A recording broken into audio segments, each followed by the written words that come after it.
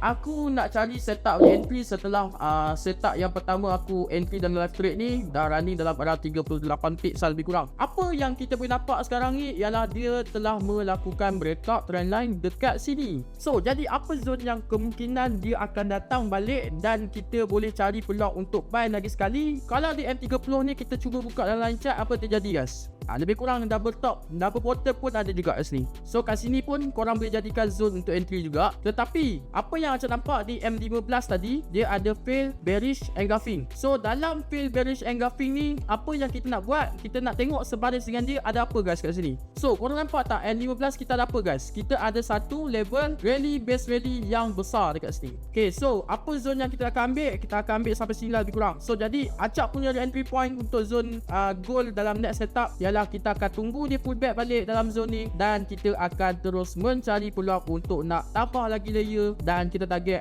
terus dia pacak ke atas. Okay.